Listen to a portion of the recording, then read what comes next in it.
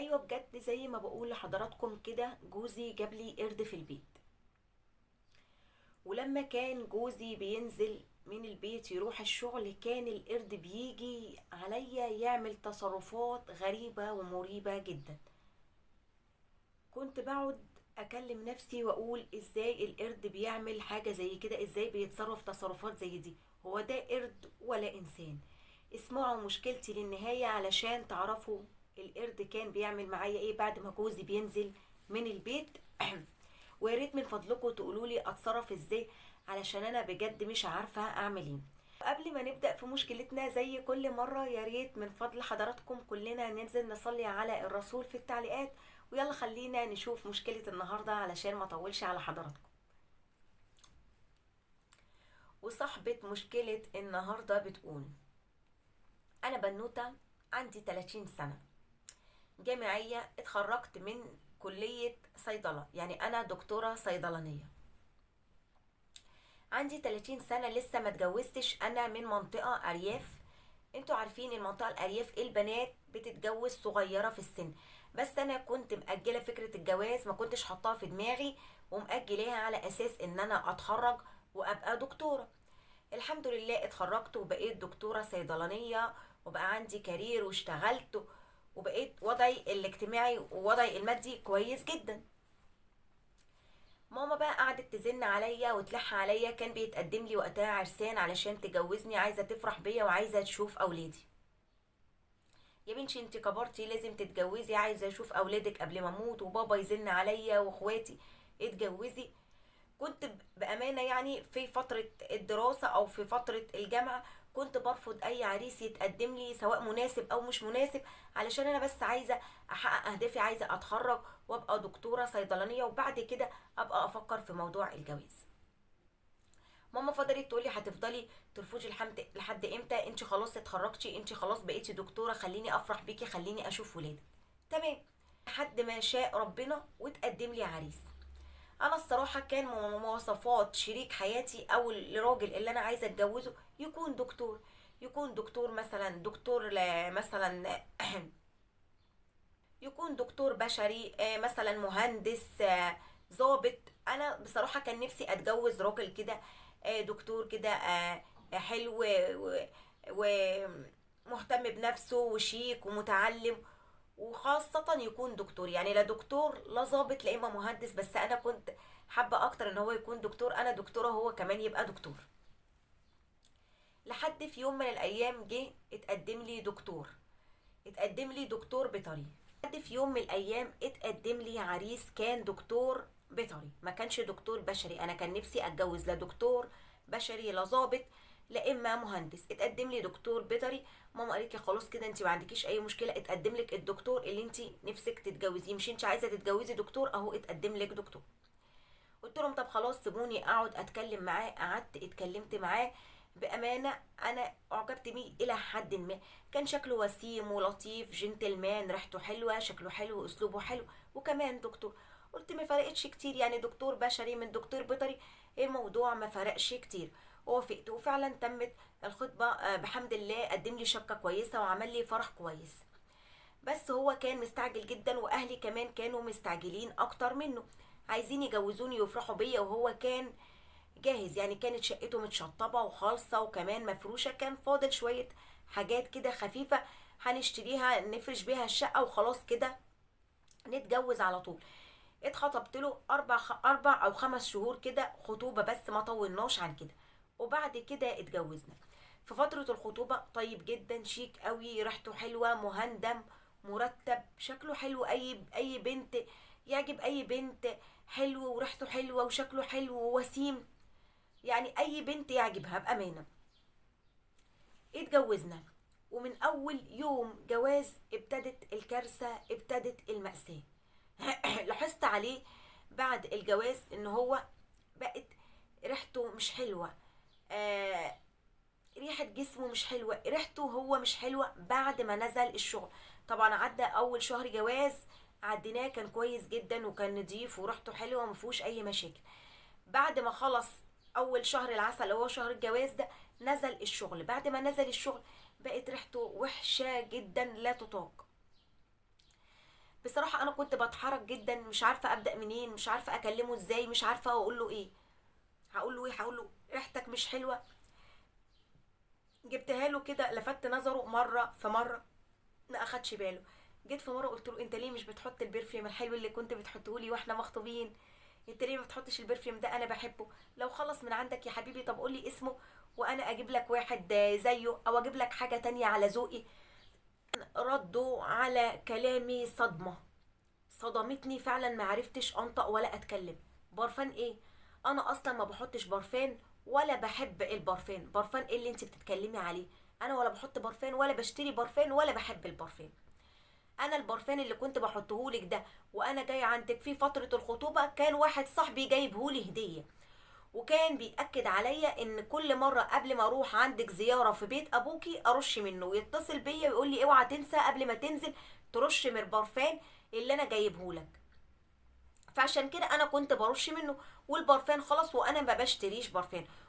قلت له طب خلاص لو انت مشكلتك في البرفان انا اقدر اشتري لك اي برفان على ذوقي، او اجيب لك البرفان اللي انت كنت بتستخدمه اللي جايبه لك صاحبك. قال لها لا، انا مشكلتي مش في البرفان، انا اصلا ما بحبش البرفان ولا بحط برفان ولا بستخدمه. صحابي متعودين مني في الشغل على كده ان انا ما بحطش برفان. كان صاحبي بياكد عليا يقول لي احط برفان وانا جاي لك، عشان يقول لي عشان ريحتك تبقى حلوه لخطيبتك، عشان يبقى مظهرك يبقى كويس. لكن انا بطبعي ما بحطش برفان. اتصدمت، ما عرفتش ارد. طب ده جوزي، اقول له ايه؟ انا محرجه منه. هقول له ريحتك وحشه، هقول له انا مش طايقاك، مش طايقه ابص في وشك، مش طايقه ريحتك. ما خبيش عليكم كمان، لما كان بيجي يعمل معايا علاقة خاصة زي اي اتنين متجوزين كنت بقرف جدا، ببقى هموت، كاتمة نفسي، مش قادرة اتنفس. ريحته وحشة جدا، شعره، جسمه، ريحته كلها على بعض وحشة جدا لا تطاق. بقيت واحدة واحدة كده بنفر، بكره اعمل معاه علاقة، مش عايزة اعمل، بتهرب، انا تعبانة انا تعبانة، طب خلينا بكرة. ما بقيتش حابة اعمل معاه علاقة خاصة، ما بقيتش عارفة اقوله ايه ولا اعمل ايه، الريحة وحشة جدا لا تطاق. قعدت اقول يا بنت اصبري واستحملي، ان شاء الله باذن الله هنلاقي لها حل، واصبر نفسي علشان انا مش عايزه اخرب بيتي. ده انا لسه عروسه بقالي مثلا شهرين ثلاثه، يعني انا لسه عروسه. لحد بقى ايه ما اتخنقت، قاعده في البيت، هو بينزل الصبح وبيجي بالليل متاخر. هو دكتور عنده مزرعه ابقار وجاموس، وكمان عنده في بيت ابوه، احنا ساكنين في بيت عيله. البيت فيه محلين من تحت، فاتح محل موبايلات ومحل اجهزه كهربائيه، وابوه وامه متوفين وهو ولد وحيد وما عندوش اخوات. فبيرجع من المزرعه اللي هو شغال فيها دكتور دي، بيقعد في محل الموبايلات بيشتغل، بيطلع لي على بالليل. طبعا انا عندي وقت فراغ قاتل، وقت طويل جدا طول النهار، مش عارفه اعمل ايه، اتخنقت. قلت له بقول لك ايه، انا هنزل اشوف شغل واشتغل عشان انا زهقت، عندي وقت فراغ طويل جدا. قال لي ايه اللي يبهدلك؟ انا مراتي محدش يضايقها، محدش يعاكسها، محدش يشوفها، انا مش حارمك من حاجه. بامانه الصراحه هو مش حارمني من اي حاجه، اي حاجه نفسي فيها بيجيبها لي، الحاجات اللي بحبها بيجيبها لي، الحاجات اللي بحبها بيعملها معايا، بس هو مشكلته ان هو ريحته لا تطاق. قال لي لا ما تنزليش تشتغلي، وما رضاش ابدا بشغلي. قال لي ممكن تروحي تزوري مامتك، مامتك تجيلك، تروحي تزوري اختك، خالتك، عمتك، صاحبتك، اي حد يجيلك، او انت تروحي لاي حد. قلت له تمام، بس انا مش كل يوم هروح لماما، ماما مش كل يوم هتروح لي، صاحبتي مش كل يوم هتروح لي، مش كل يوم هجيلها، يعني انا برضو عندي وقت فراغ. قال لي مفيش شغل، انا مش عايز امرمطك وبهدلك. وما رضاش ابدا ان انا انزل اشتغل. لحد في يوم من الايام لقيته جاي فتح الباب بالمفتاح وداخل في ايده سلسله فيها قرد. فانا اترعبت وخفت وطلعت فوق الكنبه، وقفت قلت له ايه ده؟ قعد يضحك، قال لي ما تخافيش، ده اليف جدا، ده قرد، ده هيسليكي، انا جايبه علشان يسليكي ويكون مكاني في البيت لما اخرج. قلت له ايه ده؟ انت بتتكلم بجد؟ مين اللي يكون مكانك في البيت لما تخرج؟ وايه اللي جاب القرد هنا؟ انا خايفه جدا. امشي طلعه بره، امشي، واعمل له واشاور له كده بايديا امشي طلعه بره، انا خايفه. راح قال لي ما تخافيش، ده مسلي جدا، وبعدين ذكي وبيفهم وهيسليكي. ده انا طول ما انا في الشغل بيفضل يضحك ويتنطط حواليا ويلعب معايا، بيعدي لي الوقت، ما بحسش بالوقت ابدا وانا في المزرعه وهو موجود. انت كمان خديه خليه معاكي، انا جايبهولك هنا هسيبه معاكي في الشقه يونسك، تدخلي المطبخ خديه، تتفرجي على التلفزيون وانت قاعده على الكنبه، يقعد جنبك يتنطط عليكي يضحك، ده لطيف جدا وبعدين مش مؤذي وذكي قوي وهيسليكي. قلت له انا مش عايزه، انا بخاف اصلا من الصرصار، قرد ايه وزفت ايه اللي انت جايبهولي. راح قال لي بس ايه، خليه بس جربي يوم ولا يومين والله انت هتحبيه جدا، انت اللي هتطلبي مني وتقولي لي خليه ما تاخدهوش ما تنزلوش من البيت، ده مسلي جدا. قلت له لا انا بخاف، انا طبعا مش موافقه. راح قال لي بس جربي يوم ولا اتنين ولو ما عجبكيش انا خلاص هاخده. قلت خلاص يا بت ما تعمليش مشكله وسكت. جه تاني يوم جوزي نزل راح الشغل، رحت قلت له انت رايح فين؟ قبل ما تروح وتنزل الشغل تنزل من البيت اربطه بالسلسله في اي حاجه، انا ما ينفعش يفضل يجري ورايا كده في الشقه، انا مرعوبه، انا مش انا خايفه، انا مش عارفه اعمل ايه، انا مرعوبه، اربطه في اي حته ما تسيبهوليش كده حر طليق في الشقه يجري ورايا. راح قال لي ما تخافيش. قلت له لا لو سبته كده انا هنزل واسيب البيت. راح قال لي خلاص هربطه. المهم راح ربطه في الكرسي بالسلسله بتاعته واخد بعضه وراح الشغل. طبعا اول ما نزل انا دخلت في غرفه النوم بتاعتي، قفلت على نفسي ومسكت الموبايل وقعدت العب على الموبايل، وخايفه حتى اطلع ادخل الحمام ولا افطر ولا اجهز غدا ولا اعمل اي حاجه، انا خايفه اطلع علشان القرد بره. لحد ما انا جوه في اوضه النوم لقيت بقى صوت تنطيط وتخبيط والصريخ ودوشه كأن في حد بيكسر حاجه بره. فتحت الباب كده بالراحه وخرجت وببص عليه لقيته عمال يتنطط ويصرخ وشبه كده بيعيط ويشاور كده، يعني فاضل بس سنه بس بسيطه وهينطق يقول لي فكيني او خجيني او حشيني. كنت هتجنن مرعوبه مش عارفه اعمل ايه. مسكت الموبايل واتصلت باهلي، بماما تعالي يا ماما انا جوزي جاب لي قرد في البيت وانا خايفه ومرعوبه. ماما طبعا افتكرت ان انا بهزر، قرد ايه اللي انت بتقوليه ده، ايه اللي انت بتتكلمي عليه، وقعدت تضحك. قلت لها يا ماما انا ما بهزرش، فعلا جوزي جاب لي قرد في البيت وانا مرعوبه ومش عارفه اقعد. ماما اخدت بعضها وجت، قالت لي ايه اللي حصل؟ فعلا دخلت لقيت قرد مربوط في الكرسي. قالت لي البسي هدومك، لبست هدومي ونزلت ورحت عند بيت اهلي مع ماما. جوزي رجع من الشغل ما لقانيش في البيت، فجي بيسالني بيقول لي بيتصل بيا انت فين؟ قلت له انا عند اهلي ومش هرجع البيت ده غير لما تمشي القرد من البيت. راح قعد يضحك ويقول لي قرد ايه انت برضو نزلتي عشان القرد؟ انا قلت لك ما تخافيش ده اليف ده هيونسك، انا جايبه عشان يونسك ويعبي وقت فراغك. قلت له انا مش هرجع البيت من غير ما تمشي القرد ده من هنا. بصراحه انا تعبت وزهقت، الموضوع مش مقتصر معايا على موضوع القرد وبس، انا مش عارفه اخد حقوقي منه كزوجه، انا مش عارفه اعمل معاه علاقه خاصه زي اي ست متجوزه. كمان ريحته وحشه جدا. كمان اللي زاد حكايه القرد اللي جايبهولي في البيت ده، كمان اللي زاد حكايه القرد اللي جايبهولي في البيت ده، القرد ده يا جماعه انتوا تشوفوه تقولوا ده فعلا انسان، فاضل بس ان هو ينطق، بيشاور لي كده بايديه، بيعمل تصرفات بعينيه ببقه بشفايفه، حركات كده وتصرفات، فاضل بس ان هو ينطق ويقول لي خديني، عايز يجي مثلا يقعد على رجلي يقعد جنبي يضحك يهزر معايا. فعلا القرد ده اللي يشوفه يقول هو فعلا فاهم، فاضل بس ان هو ينطق ويبقى انسان. وانتوا عارفين انا بخاف من الصرصار، ازاي هقعد مع قرد في البيت؟ مش قادره اتكلم مع اهلي، مش عارفه اقول لهم ايه. طبعا في حاجات بين الزوج والزوجه ما ينفعش تتقال للاهل، هقول لهم ايه؟ جوزي معفن، ريحته مش حلوه، هقول لهم ايه؟ انا قلت على القرد عشان انا كنت مرعوبه اقعد، لكن انا مش مرتاحه في حياتي معاه، مش مرتاحه في علاقتي معاه، انا لسه عروسه جديده بقالي كام شهر. اعمل ايه؟ اتصرف ازاي؟ بالله عليكم فدوني. انا مش عارفه اتصرف ازاي، اتطلق ولا اكمل معاه ولا اديله فرصه تانية ولا اتطلق وخلاص علشان انا زهقت. بامانه انا مش عارفه اعمل ايه، يا ريت من فضلكم فدوني. بصي حبيبتي، انا هقولك الحل من وجهه نظري انا الشخصي، وطبعا هستنى راي الناس اللي بتسمعنا بتشوف الفيديو معانا دلوقتي تكتب رايها في التعليقات، وحضرتك تختاري الحل المناسب من خلال رايي او من خلال راي الناس زي ما حضرتك يناسبك يعني. بصي يا حبيبتي دلوقتي يعني خراب البيوت ده مش بالسهل، مش حاجة سهلة يا جماعة. احنا اتجوزنا علشان نكون أسرة وبيت ونعيش حياة كويسة.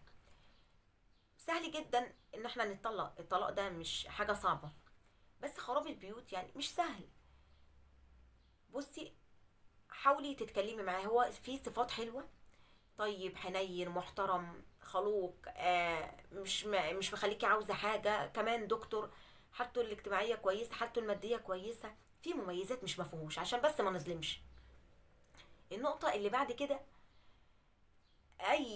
في اي اتنين متجوزين اول فترة جواز لازم بنبقى مختلفين، اول مثلا سنتين تلاتة خمسة.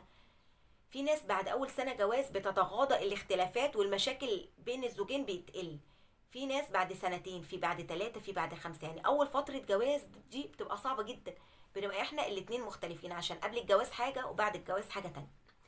الاختلاف ده عادي وطبيعي جدا عند كل الناس، بس اللي مش عادي وطبيعي اللي هو اصلا مش مهتم بنظافته الشخصية. هو ملوش علاقة ان هو دكتور بيطري بيمسك الحيوانات بايديه، بيتعامل معاهم بالتلامس تعامل مباشر. ملوش علاقة ان هو دكتور بيطري وبيمسك الحيوانات بايديه ان هو يبقى ليه ريحة وحشة او ريحة الناس تنفر منها. ده ملوش علاقة، يعني طبيعة مهنته او شغلته ملوش علاقة بريحته الوحشة، بالنظافة او عدم النظافة. النظافة او عدم النظافة دي نابعة منه، هو ما عندوش اهتمام بالعناية الشخصية او بالنظافة الشخصية. ادي لجوزك فرصة تاني، اقعدي اتكلمي معاه، قولي له مثلا اشتري له برفان، اول ما يجي من الشغل تكوني محضره الحمام، يلا يا حبيبي ناخد حمام، اعملي له حمام ليفيه كده وحميه، ورشي له برفان انت. بصي كل ده لما تعمليه كل يوم هو هيتعود يجي مثلا من الشغل يدخل ياخد شاور ويتبرفن كده وتبقى ريحته حلوه، ويقعد تكوني جهزتي الاكل، تقعدي تاكلي انت وهو وتعيشوا حياتكم مع بعض وتعملي علاقه خاصه زيك زي اي زوجه، ده حقك طبعا، وربنا يرزقكم باطفال وحياتكم تمشي وتبقى زي الفل. لكن الطلاق ده مش حل. اقعدي اتكلمي معاه، قولي له ريحتك هتبقى احلى لو انت حطيت البرفان ده، ريحتك هتبقى احلى لو ترجع من الشغل تاخد شاور ونقعد بقى نضحك ونهزر مع بعض ونقضي وقت لطيف. يعني هاتيها بطريقه كويسه معاه. لكن انا مش برجح فكره الطلاق دي خالص. كلنا فينا عيوب، مفيش حد كامل، كل واحد فيه عيوب، بس انتي لازم تتعايشي وتتأقلمي على الوضع ده او على وضعه. بس الموضوع محتاج مسألة وقت، انا ما بقولكيش اتأقلمي على الريحة الوحشة ريحته النفاذة، لا، انا بقولك حاولي تتعايشي معاها ان انتي تشتري له برفان، تدخليه ياخد شاور، ترشي له اول ما تشوفيه ترشي كده عليه برفان. هو هيتعود ان هو يرش برفان وهيتعود ان هو يهتم بريحته. مثلا تعالى ناخد شاور، ادخلي خدي معاه انت وهو شاور مع بعض، تعالى نغسل اسناننا، تعالى نغسل شعرنا. هو هيبقى ده. يعني النظافه الشخصيه دي يا جماعه من الفطره، بتيجي كده بالتدريج وبالتعود. اتكلموا مع بعض، مش عيب ولا حرام، انتوا اتنين متجوزين، اتمنى لك حياه موفقه سعيده من كل قلبي. ما برجحش ابدا الطلاق في مشكله زي مشكله حضرتك. طبعا مستنيه راي الناس اللي بتشوفنا وبتسمعنا هنا. من فضلكم انزلوا اكتبوا رأي حضراتكم في التعليقات علشان صاحبة المشكلة تختار الحل المفيد من وجهة نظرها. اشوفكم فيديوهات تانية بإذن الله، والسلام عليكم ورحمة الله وبركاته.